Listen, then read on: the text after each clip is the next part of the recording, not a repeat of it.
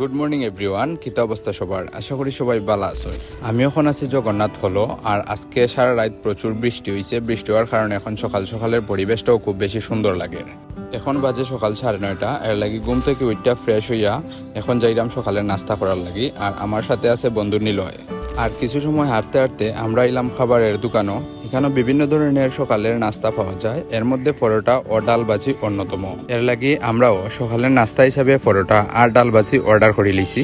কয়েক মিনিটের মধ্যেই আমরা সামনে নাস্তা হাজির। তো আজকে আমরা সকালের নাস্তা শুরু হইলো পরোটা আর ডাল ভাজি দিয়া।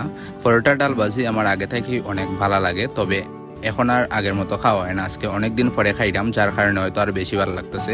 আর এই জায়গার খাবারের মানও সত্যি অনেক ভালো আছে। সত্যি বলতে পছন্দের খাবার দিয়া দিন শুরু হইলে পুরা দিনটাই অনেক সুন্দর হয়।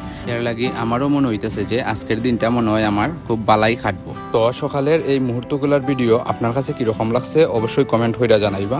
আর দেখইব পরবর্তী ভিডিওতে। ততক্ষণ পর্যন্ত ভালো থাকুন, সুস্থ থাকুন। ভিডিওটা শেষ পর্যন্ত দেখার লাগি অনেক অনেক ধন্যবাদ।